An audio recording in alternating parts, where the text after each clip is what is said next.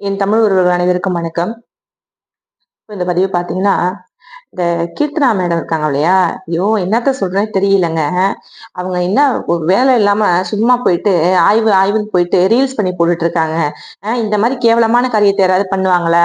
யாரும் பண்ண மாட்டாங்க. இவங்க ஆட்சியில தாங்க அப்படிலாம் நடக்குது. ஏன்னா போன ஆட்சியில பார்த்தீங்கன்னா, இவங்க வந்து ஒரு தொழில்துறை சம்பந்தமா ஏதாவது ஊர் விட்டு மாநிலம் விட்டு மாநிலம் இவங்க ஏதாவது பிசினஸ வந்து யாரு கூட வந்து பிசினஸ் பண்ண போறாங்க? யாருக்கு வந்து இந்த டெண்டர் குடுக்க போறாங்க? யாருக்கு வாய் யார் வந்து தமிழ்நாட்டுல வந்து வாய்ப்பு குடுக்க போறாங்க? இந்த தொழில்துறை சம்பந்தமா யாருக்கு வாய்ப்பு?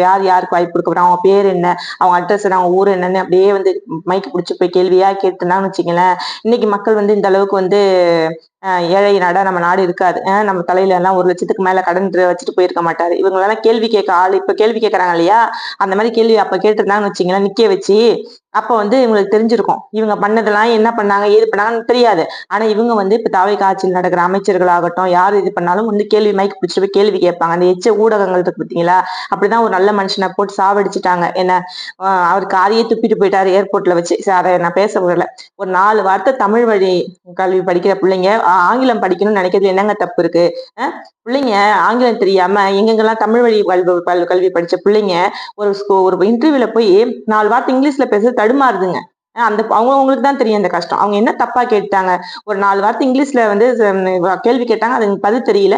நல்லா சொல்லிக் குடுங்க. இவங்களுக்கே தெரியல. கடைசி பெஞ்ச்ல உள்ள பிள்ளைங்க சுத்தமா அது எதுவுமே தெரியாது. நல்லா சொல்லிக் குடுங்கன்னு சொல்லிட்டு போனாங்க. எதுக்குங்க அப்புறம் அந்த டீச்சருக்கு தண்ட சம்பளம்? அங்க எதுக்கு தலைமை ஆசிரியர்? 4 வார்த்தை சாதாரண ஒரு கேள்விக்கே பதில் தெரியலன்னா, எதுக்கு அங்க தண்ட சம்பளம்? இதுல என்ன அந்த பிள்ளைங்களுக்கு மனநிலை பாதிச்சிட போகுது? நான் கேட்கிறேன். நீங்க சொல்லுங்க உங்களுக்கு மனசாட்சின்னு ஒண்ணு இருக்குது. நம்மளும் வந்து ஸ்கூல்லாம் படிச்சுட்டு தான் வந்திருக்கிறோம். நம்ம பார்க்காத அடி உதையா? நம்ம ஸ்கூல்ல டீச்சர் போட்டு அடிக்காததா?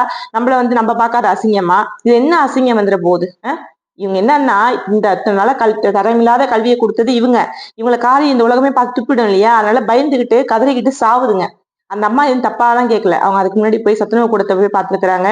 டாய்லெட்ட போய் பார்த்துருக்காங்க. இதெல்லாம் கொஞ்சம் சுத்தம் பண்ணி வைங்க. சத்துணவு கூடத்தலாம் கொஞ்சம் சுகாதாரமா வைங்கன்னு சொல்லிட்டு ஏன் அதெல்லாம் காட்ட மாட்றீங்க? ஏன் அதெல்லாம் காட்ட மாட்றீங்க? பல்லவிய போட்டு அது மாரி தான் தாய்மையுணர்வ கூட மதிக்காம அவங்களையும் போட்டு அசிங்கப்படுத்துறீங்க. அண்ணன வப்பாட்டி வச்சிருக்காரு, வப்பாட்டி வச்சிருக்காங்க. அவர போட்டு உங்களுக்கு என்னய்யா பிரச்சனை? ஏன் அப்படி 5 வருஷத்துல செத்துருவீங்க போல இருக்குது. கதறி கதறி கூவி கூவி செத்துருவீங்க போல இருக்குது. உங்களா கேவலமா திட்டுறதுக்கு உலகத்துல உள்ள அத்தனை கெட்ட வார்த்தையும் உங்களுக்கு படைக்கப்பட்டதாய்யா. உங்கள திட்டலாம். தப்பே இல்ல.